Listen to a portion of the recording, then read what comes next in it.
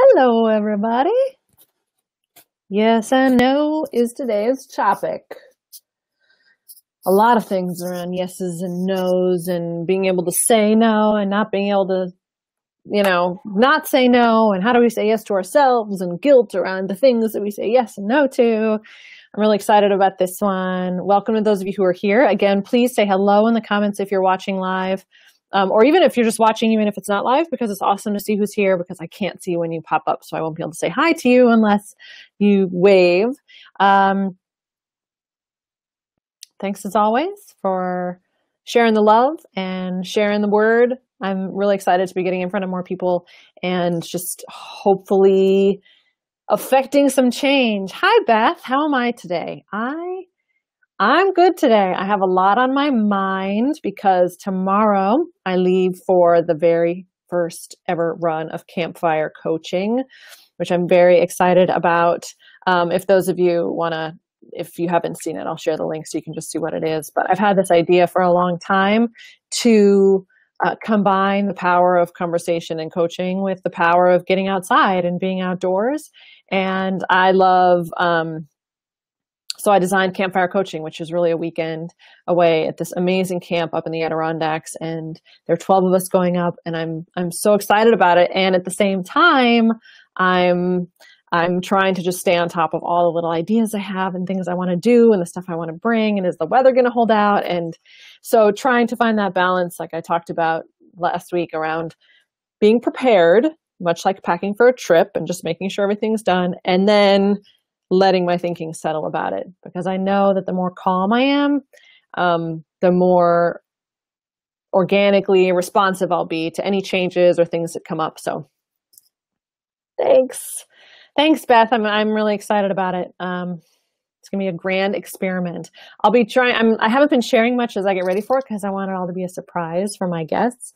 But if you want to follow me on Instagram, I'll likely be sharing photos there through next week. I'll try and post them too on Facebook. But if you're on Instagram, you can find me there at Allegra Stein. I'll add that too in the comments for you to see. So, how are you? What's happening for all you out there? Again, I welcome any questions, any insights, any topics that you're interested in. Feel free to post about them on the page. I shared a question yesterday, just a status update, asking if there are particular themes or ideas or things that are coming up for you that you would love for me to have as one of these daily themes. I'm happy to work it into the schedule. I have a whole list of ideas that I'd love to share. Thanks, Marinda. I know you've kind of been watching from the beginning, so time to see if reality matches up with my imagination. Feel free to share your thoughts. So today we are talking about yes and no. And I asked some of you this morning if what your relationship is with yes and no. Feel free to leave your comments and insights as we go along. If something resonates with you, share the love with that little heart button. That would be awesome, just so I know kind of at what points things are really landing. A couple of notes about yes and no, and there are different layers to it. The first thing that I really, really, really want to impress upon you, and this is for all of you who may say things like, I just can't say no to anything. If that's you, please leave something in the comments. If you're like, I just can't, I have a hard time saying no. Like, people ask me to do things and I say yes, and then it's only after I said yes that I'm like, oh, I don't know if I really wanted to do that. Here's the catch. If you're really good at saying yes to things, almost to the point of like, oh, I wish I wasn't so quick to the yes button, you are at the same time really great at saying no to stuff. Okay? Every time you say yes to something, you are saying no to something else. Hi, Laura. Okay? So you are always saying no to something. Always. You are always saying no. If you're a yes person and you say yes to everything outside, oh, can you help me with this? Sure. Can you do this thing? Yes. And you're feeling overwhelmed and like you don't have any time for yourself. You're actually great at saying no. You're just really good at saying no to yourself. Okay. So that's the first thing that I really want you to think on, that enough with this, like, I just can't say no. Yeah, you do. You just say no all the time to something, whether it's time for yourself, whether it's to a project that you want to do, but that you defer for someone else's needs. So yes is no. Okay. You can say no, but you always feel guilty about that. Beth, I'm totally going to talk about the guilt. And if you're willing to share a little bit more about where you think that guilt comes from, but I think I have a sense of it. And someone else, Elsa, wrote me earlier and was telling me about some of the guilt she feels around that yes and no. So that's definitely on my list. So the next thing that I want you to think about is how you can build in what Tara Brach calls the sacred pause. Like, if you are just an automatic yes person, yeah, I'll do that. And then it's only after the fact that you're maybe wishing you hadn't or thinking it wasn't the best decision. What little structure or experiment can you put in place so that when a request is made of you, you don't automatically say yes? That doesn't mean that you might not go back and say yes, but almost a replacement for yes. I'm not telling you anything new. I'm sure you've seen this before where it's instead of saying yes, say, let me think about it. Instead of saying yes, you say, let me just check my calendar. What that does is it allows you to slow down and to really ask yourself, if I say yes to this, what am I saying no to? If I say yes to volunteering at school, I'm saying no to being home at dinner time. If I say yes to this person's request of me to help them, I'm saying no to time with my kids or spend working on my business or doing nothing, which I have no time to do. Okay, so really applying that filter and that question into every yes that you're doing is because it's saying, okay, I'm saying no to something. I'm saying no to something. And it can get really interesting around like, why is it easier to say no to yourself? And why is it so difficult to say no to other people? Now, Beth shared this interesting comment. She says, can say no, but I always feel guilty about it. Guilt is a fascinating emotion. There are lots of layers to it. Oftentimes we use guilt. When we use guilt, we say, oh, it makes me feel so guilty. And I want to highlight that phrase if you catch yourself saying it. Anything of like, it makes me feel so is a bit victim language. It again puts the onus of your emotional life on something else. Like, oh, this box of Kleenex makes me feel so guilty. No, it's just a box of Kleenex. I'm making myself feel guilty. So there's some of this emotional ownership there for you to explore. So, but let's give an example of I have kids, so I use that. That's common for me to use as an example. But if I have kids at home, and I can either be at home with my kids in the evenings, or I can volunteer at school. Okay. Both of those options, and this came up the other day in one of the talks, like each one of those represents a different value, right?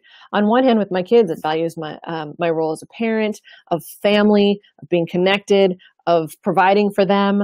And on the other hand, it's being involved in my community and supporting the local efforts and being involved and maybe being around other people who are interested in the things that I am. So it can be difficult when choosing this, when we realize we're saying no to that, right? And so there's no winning, but if we choose this, we're saying no to that. That's where the guilt comes in, is there's no right answer. Like if I said no to it, I'm going to feel guilty. And I say yes to it, I'm going to feel guilty.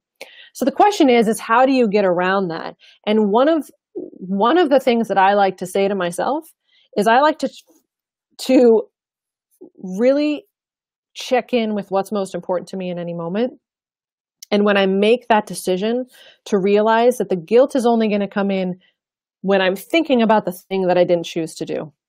Okay. So if I choose to spend time with my children, the whole time I'm with my children, I'm thinking about what I'm missing, let's say volunteering at school, and that I'm not helping, and I had to say no to that, and it just feels so bad. To recognize that that entire thing is made up, that my story about missing it around that thing that's not happening is just a story that's in my head, and that it's within my control and it's part of my practice to stay present in the thing that I've said yes to. So that can be just a practice and something to notice, that the guilt shows up when you think about the thing that you're not doing, which again kind of takes you off into your imagination. Another thing that I wrote down that I think is awesome is, and it didn't come from me, is that we are going to miss out on like 99.9% of things, right? There are always infinite options. We are saying no to things all of the time.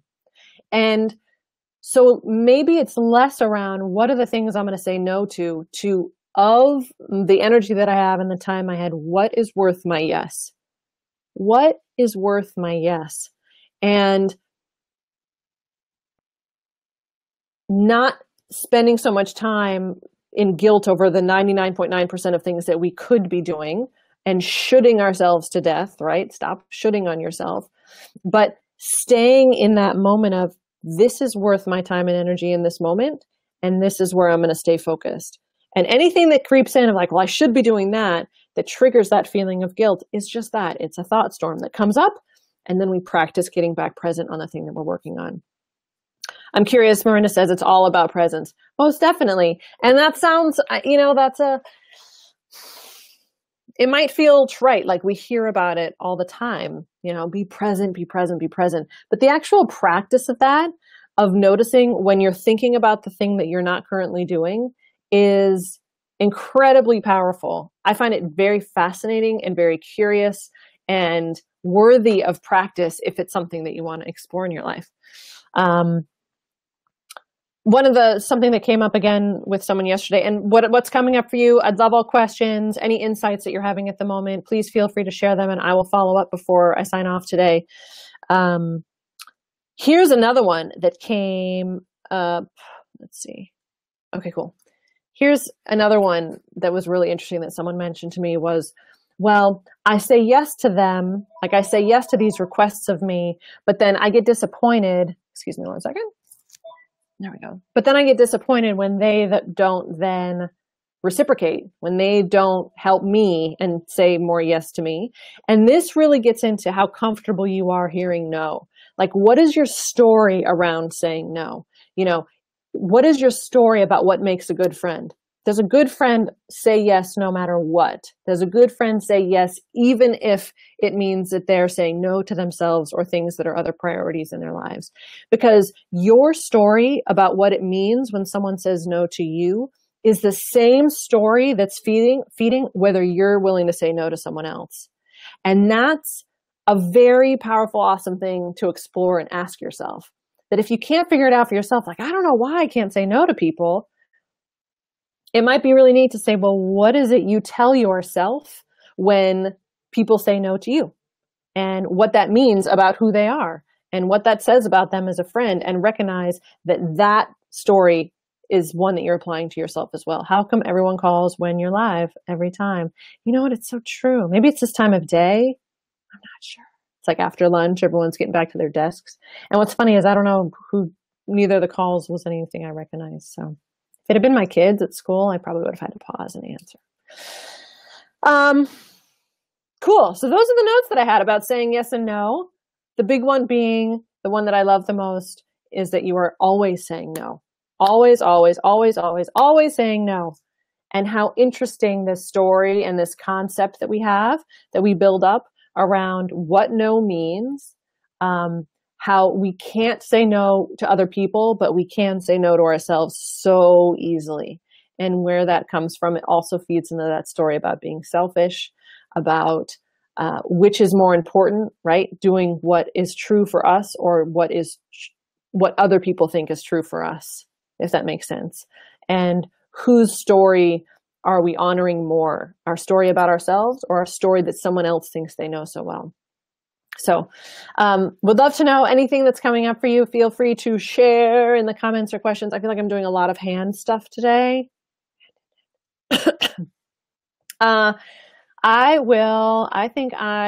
Just as a heads up, if you want, I shared this the other day, but if you want, I thought that I pasted it somewhere. Hold on one second. Here we go.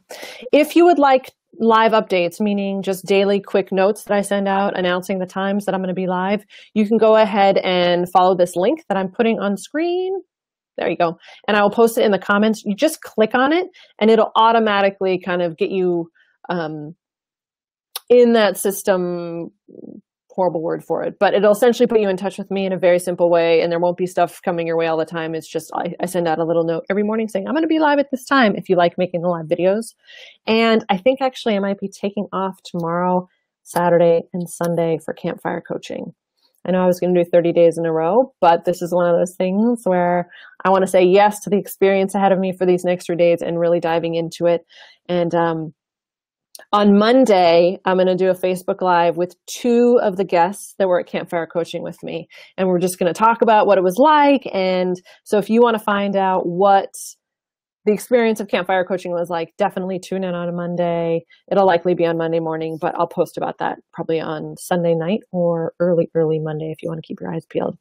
In the meantime, any questions, follow-up, thoughts, insights around this idea of saying yes and saying no, please share them, because what you hear and what you share really is inspiring for me and just helps me see what direction we could go in to better support all the things you're thinking about and working on. I think that's it for today. Final note, as always, you can connect with me one-on-one at allegrastein.com/coaching. If you want help implementing more of this into your life and the things that you're working on, it would be amazing to connect. If you want to explore what a dedicated coaching partnership could look like, that would be great.